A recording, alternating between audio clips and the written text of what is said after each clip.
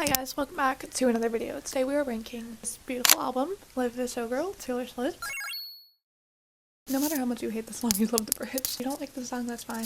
I don't think you should make it everyone else's problem. Taylor just did not do anything wrong. I think I am still a bejeweled girl. I do not think this should be a track 5. I would be extremely upset if this is a track 5. It's like, get you dancing again, and I was kind of just like crying for Taylor Swift. I'm actually quite excited to talk about this because it's very heavily misunderstood to like a crazy Taylor Swift extent, and I honestly think just might be like every single album she releases at this point. At my Starbucks, which is very bad because I mean the energy of this would be very chaotic. I mean it would be anyways, but it's a little thicker now. So we're basically just gonna go bottom to top and I'm gonna explain. I was talking to my friends about this album yesterday and we were saying like honestly just like every song is kind of on one line.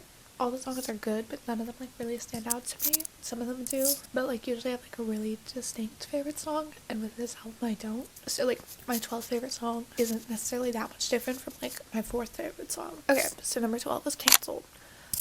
I hate to say that because I don't think that song is that bad. It honestly like creeps me out. It creeps me out. Like when I listen to it, I'm just like, I get kind of scared. The lyric, you're the ones with matching scars, or they're the ones with matching scars, or we're the ones with matching scars. That lyric freaks me out. It sounds like a song like that I heard as a child that I was like horrified of. Like the melody of that is the exact same of a different song. I don't know what it is. I could not tell you. I tried so hard, but it creeps me out. It's not necessarily her fault. I'm also going to be talking about the Showgirl ability of each song, like the Showgirl level. Because people keep saying this album doesn't have the theme that she said it would have. I thought it did really well. I'm gonna explain like Showgirl ability of each song too. We're doing out of 5. Cancelled is 5 out of 5 because she's literally like, good thing I like my friend's Cancelled. Like it's one of the most Showgirl songs I've ever heard. You also have to consider that her description of Showgirl song is not, like a lot of people are complaining that the album is not. Like when she was talking about this album, it was very like she wasn't saying it was gonna all sound like super operatic and like The Lucky One, Life of the Showgirl, like how those sound like. She wasn't saying it was going to sound like that. She was like, this is about a life outside of being on stage. She never said every single song on this album is going to sound exactly like the theme of like Clarabelle and The Lucky One. She never made it sound like that. So I'm ranking it within that. So Cancelled is a 5 out of 5 though. I think it's very Life of Showgirl vibes. Wish List. It's my 11th. It's not that bad. I actually like the song quite a bit. It's just not my favorite. I don't mind the like designer brand references, honestly. I mean, I personally wouldn't have put that in the song, but I don't hate it. You know what I mean? For Showgirl ability, Showgirl level. I don't know why I keep saying ability. I give this a 4 out of 5. I thought it was like pretty good in terms of the theme. It wasn't like perfect though. I do think that like referencing like everyone like has a different goal in life. She's very privileged, but like she's like at the end of the day, just want to be with love of my life. I do think it is kind of Showgirl because it's like boss up, settle down. Like she's like, this is what I would do if I wasn't in the position. Like this is she fantasizes about in her future. So I think it's actually very Showgirl if you like actually read the lyrics and think about it. Actually romantic. This is my number 10. Again, I love this song. I actually think the song is like perfect until the one lyric in the bridge. It's kind of making me sweat. It's just that's good. Like we should have just done that. It's better. Like, I don't get why we couldn't have just said it's gonna make me sweat. Like I don't know. I don't know why we did that because every other lyric in this song is like so solid, and then she just like makes me so like. If the lyric and father figure, I'll get to that later. That doesn't bother me as much, but there's something about that one lyric that I'm just like, don't, like, why did we have to say that? But I do love the message of this song. Very relatable. That's the other thing about this album is she said it would be like showgirly, but like also like to different levels, because there's like the level of like, she always talks about like different generations of showgirls, and also like I remember she was talking about in the Apple Music video like a 12-year-old can feel like they're getting cancelled when their friend doesn't like their outfit or something. Like for her it's like a different level. She wanted it to be like generally relatable, and I think she did a good job with that, especially with this song, because it's like could be for like a pop star who like legit has someone like writing diss tracks, or it could just be like a high schooler that has a friend. You know what I mean? Elizabeth Taylor is number 9. I love this song. It also kind of spooks me out. Oh, also Actually Romantic. Actually Romantic is a 4 out of 5. 4.5 out of 5 for showgirl ability. Elizabeth Taylor, just not my favorite.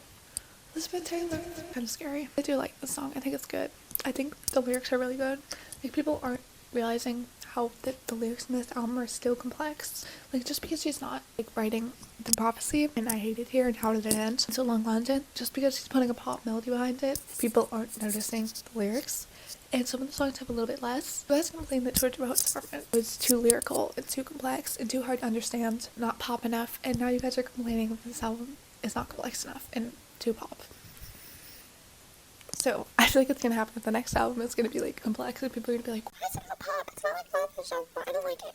The Showgirl level of the song is a 5 out of 5, obviously. It's like literally about a showgirl. Not a showgirl, but you know what I mean. Wood is number 8. I wish it had a bridge. It doesn't have a bridge, and that kind of breaks my heart every single day.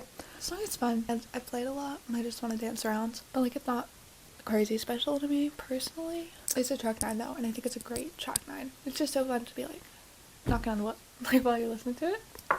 That one got 3 out of 5 Showgirl ability. I don't think there's anything necessarily wrong with that. I did look it up to kind of see like how it could be potentially, and it was saying like there's a lot of like theatrical and like performative elements about it, and I do kind of agree with that. Like, I do think the vibe is kind of like, there is a vibe that I think matches with this album. But I also think it's important to remember, like, the showgirl, she literally said it's the life of the showgirl. It's not the life on stage. It's not necessarily about that. It's about what I do when I'm not on stage and how I view the world when I'm not on stage. It's about her life outside of the stage. Even though it is a 3 out of 5 in like terms of like showgirl, I think it is still valid to be on the album, and I don't think people should be like complaining, oh, this isn't like showgirl. Like, that's not the point. 7 is The Fate of Ophelia.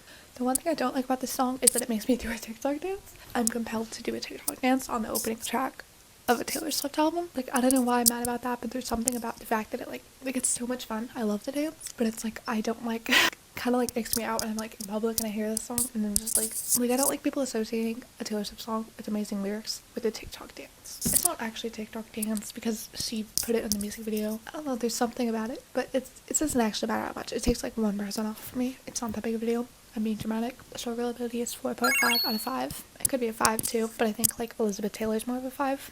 Because this song is very like, it's literally about Ophelia, who is in the Shakespeare play Hamlet.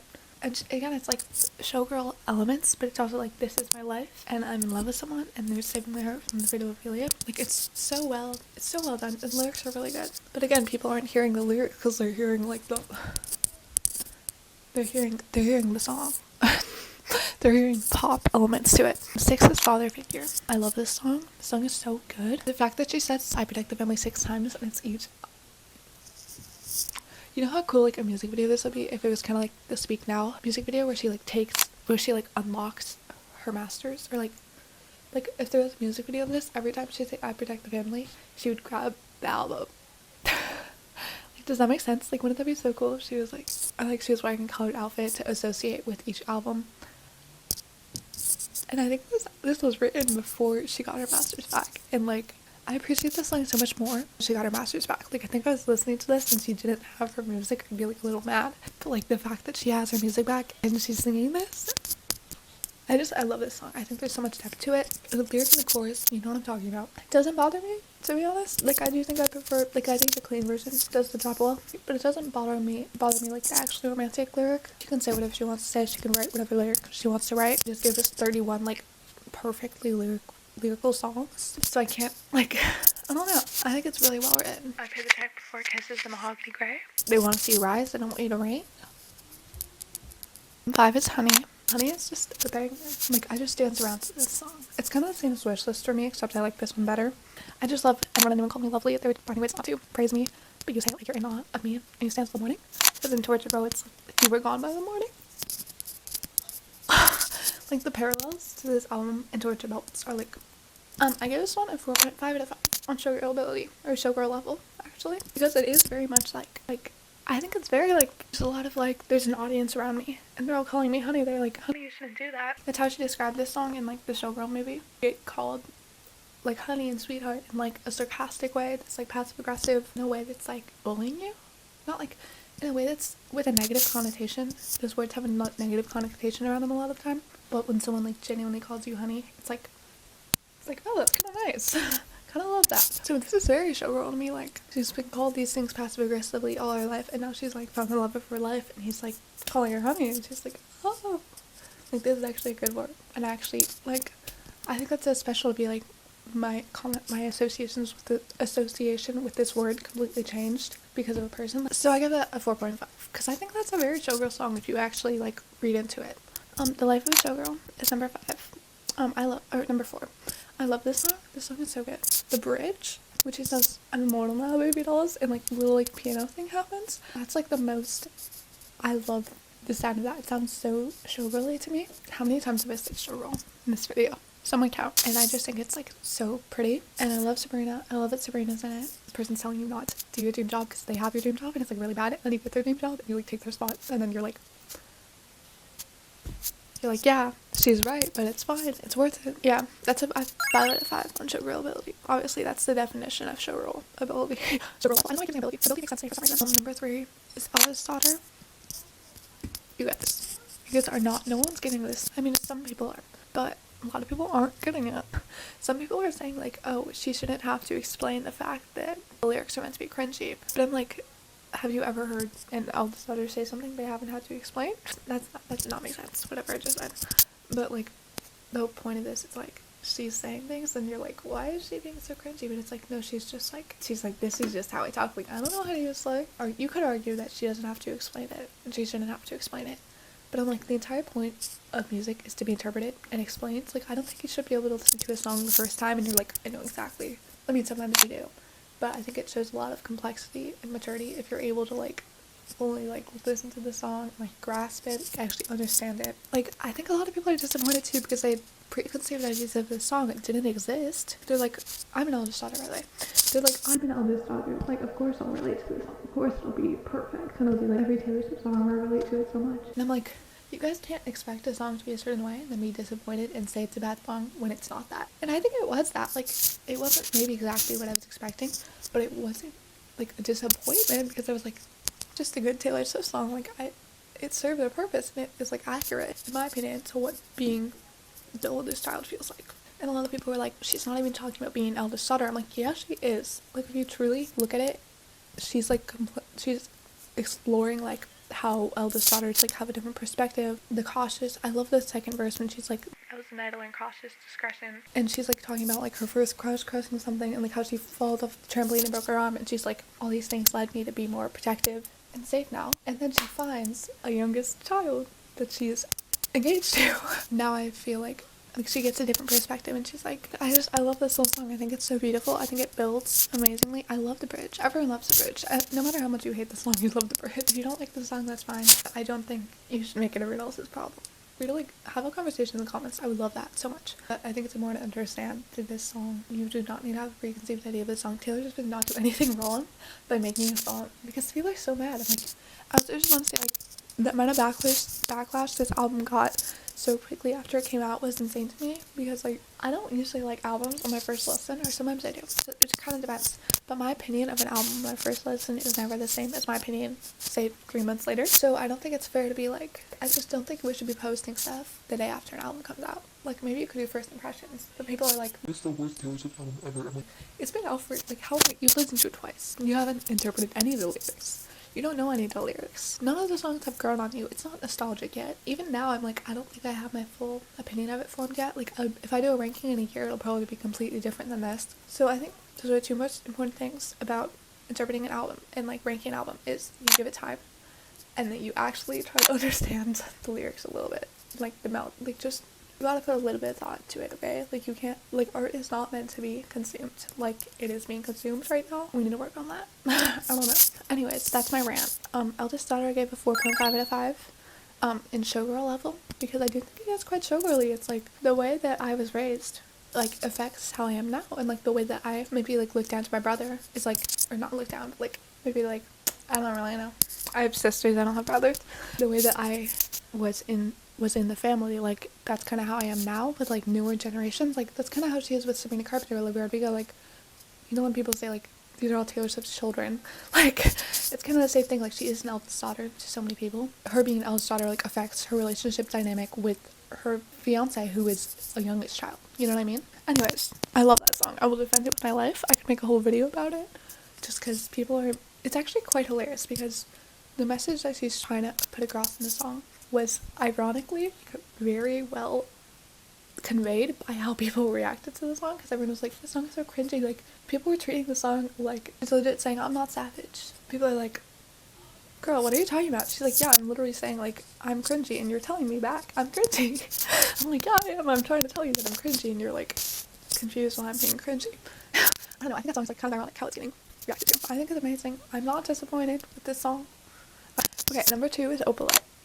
I love Opalite. Opalite is such a fun vibe. I think I am still a Bejeweled girl. Like, I do think I still like Bejeweled a little better, but I think that's kind of just nostalgic because Opalite is like the grown-up version of Bejeweled. Like, Opalite is a little bit more like, there's a little more layers to it. I love parallels to the rest of her career in the song. Like, you finally left the table. You finally left the table.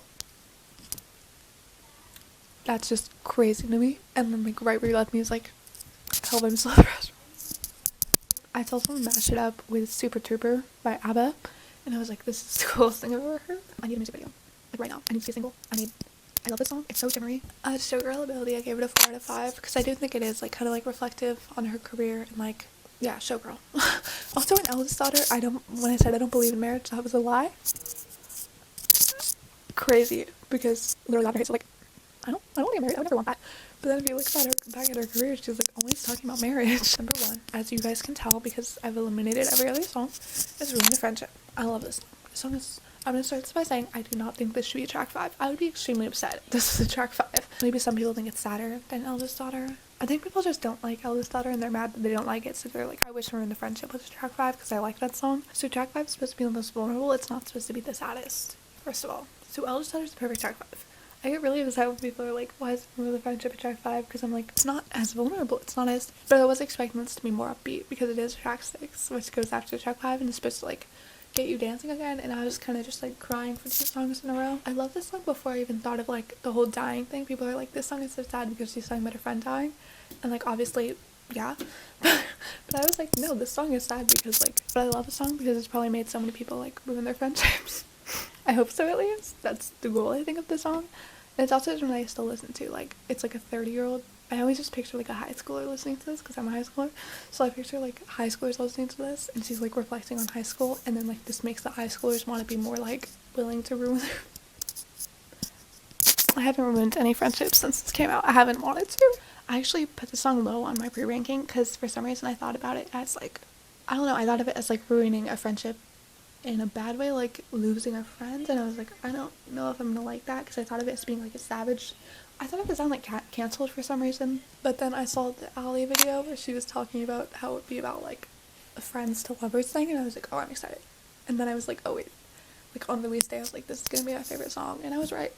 The Showgirl ability of this is a 3.5 out of 5. I do think it is kind of like the thing like a high schooler kind of can relate to Taylor Swift in the sense that like everyone has eyes on them in some way nowadays, especially with social media. So I think with like ruining the friendship, you're almost like, one of my friends like see me differently. What if this guy's girlfriend is like pissed at me because I stole his boyfriend? Because I think that's the theme of this album is like people are always looking at everything and people are always critiquing everything, and it's really ironic because that's literally what people are doing with this album.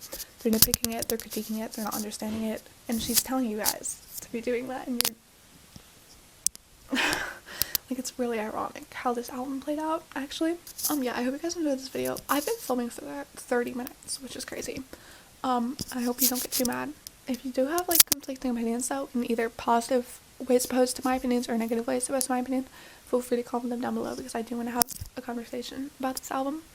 I'm also curious what your thoughts on how showgirly each song are. If you want to rank each one down below, that'd be really cool. Because I do think it was really showgirly. Like, I don't think she failed with the theme at all, personally.